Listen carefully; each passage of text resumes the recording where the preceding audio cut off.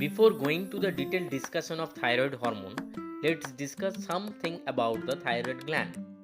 The thyroid gland is a butterfly-shaped endocrine gland situated in the lower part of the front and the side of the neck. The gland consists of right and left lobe that are joined to each other by isthmus. The gland lies against the vertebra C5 to T1 and isthmus extend from the second to the fourth tracheal ring. Each lobe measures about 5 cm into 2.5 cm into 2.5 cm and isthmus is about 1.2 into 1.2 cm. On an average, the gland weighs about 25 gram. The thyroid gland is supplied by superior and inferior thyroid arteries.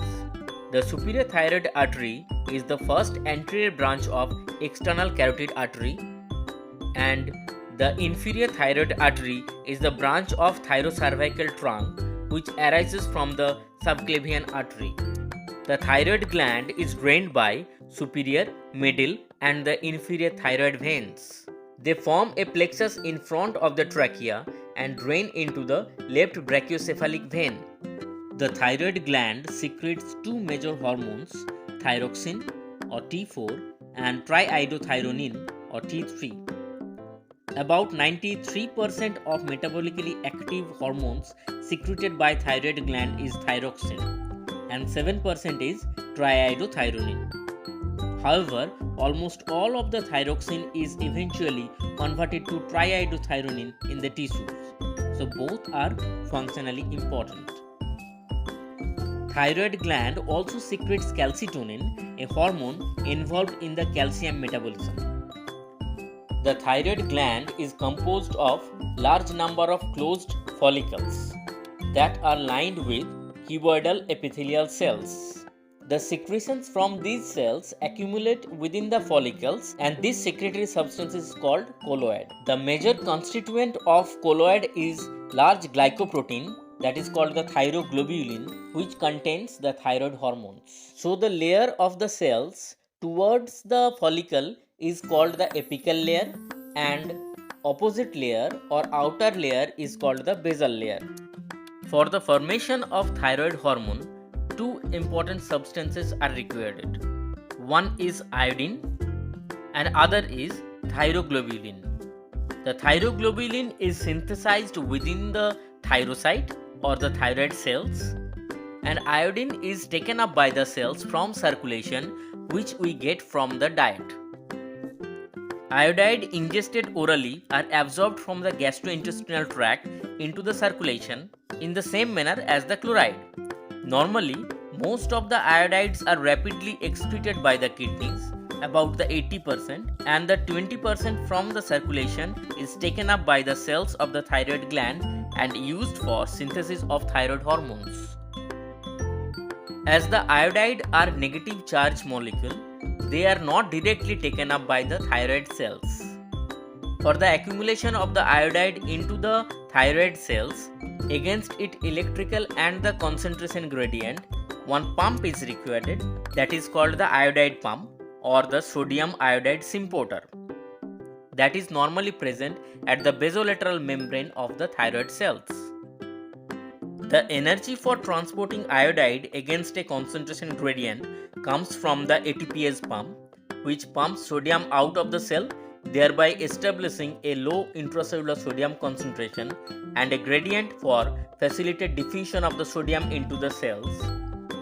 And this sodium iodide symporter causes co-transport of one iodide ion along with the two sodium ion across the basolateral membrane into the cell. The process of concentrating the iodide in the cell is called the iodide trapping. In the normal gland, iodide pump concentrate the iodide to about 30 times its concentration in the blood. Iodide is transported out of the thyroid cell across the apical membrane into the follicle by a chloride iodide ion counter transporter molecule called pendrin. When a specific gene of the nucleus of the thyroid cell activated that produces specific messenger RNA which translated to a protein, which gets modified and glycosylated at the endoplasmic reticulum and packed into the small vesicles via the Golgi apparatus and moved towards the apical membrane of the thyroid gland. This protein is called thyroglobulin. Thyroglobulin is rich in tyrosine amino acid. Each molecule of the thyroglobulin contains about 70 tyrosine amino acid, and they are the major substrate that combine with iodine to form the thyroid hormones. Iodide, which are taken from the circulation, that directly cannot bind with the tyrosine in the thyroglobulin. These are first to be oxidized to form the iodine. This oxidation of the iodine is prompted by enzyme peroxidase. The peroxidase is either located in the apical membrane of the cell or attached to it, that facilitate the binding of the oxidized iodine to the thyroglobulin molecule as it passes from the cell into the follicles. The binding of iodine with the thyroglobulin molecule is called the organification of the thyroglobulin. Oxidized iodine can bind directly with the amino acid tyrosine, but slowly. In the thyroid cell, due to the presence of thyroid peroxidase, this binding of the oxidized iodine with the tyrosine molecule occurs very rapidly, even within seconds or minutes. When tyrosine molecule is iodized with one iodine, that is called monoiodotyrosine, and when there is two iodine, that is called the diiodotyrosine. Tyrosine is first iodized to monoiodotyrosine and then to diiodotyrosine. Then, during the next few minutes or hours, even in days, more or more of the iodotyrosine residues become coupled with another. That means the iodized tyrosine molecules like the monoiodotyrosine or diiodotyrosine, they are joined together. This joining is called the coupling. The major hormonal product of the coupling reaction is the thyroxine molecule, which is formed when two molecules of the diiodotyrosine are joined together, and when one molecule of the monoiodotyrosine couples with one molecule of the diiodotyrosine, that forms the triiodothyronine or T3. A small amount of the reverse T3 are formed by coupling of diiodotyrosine with the monoiodotyrosine, but reverse T3 does not appear to be functionally significant in humans. The thyroid gland is unusual among the endocrine gland in its ability to store large amount of the hormones. After synthesis of thyroid hormones, each thyroglobulin molecule contains up to 30 thyroxine molecule and a few triiodothyronine molecule. In this form, thyroid hormones are stored in the follicles in an amount sufficient to supply the body with its normal requirement of thyroid hormones for 2 to 3 months. To be functional, thyroid hormones must be present in the circulation. For that, thyroid hormone must be taken up from the follicles of the cell, then into the circulation. Most of the thyroglobulin is not released into the circulating blood. Instead, thyroxine and triiodothyronine are cleaved from the thyroglobulin molecule, and then these free hormones are released. The apical surface of the thyroid cell send out pseudopod extension that close around a small portion of colloid to form a pinocytic vesicle that enter into the apex of the thyroid cell.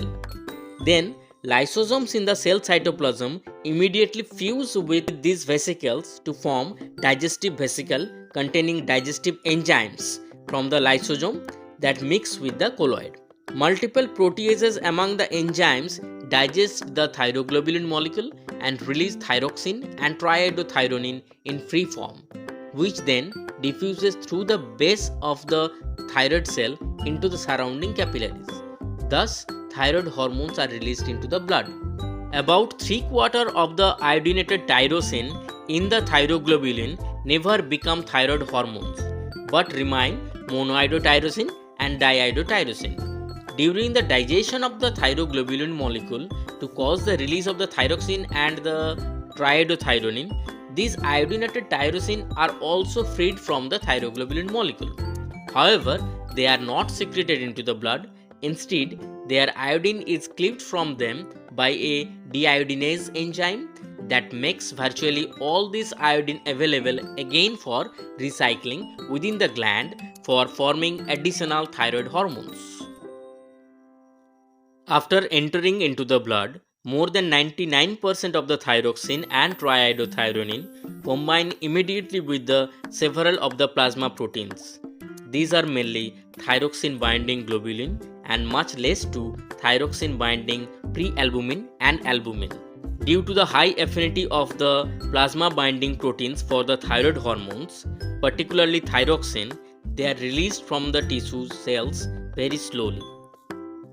Half of the thyroxine in the blood is released to the tissue cells about every 6 days, whereas the half of the triiodothyronine released to the cells in every 1 day. After entering the tissue cells, both thyroxine and triiodothyronine again bind with the intracellular proteins.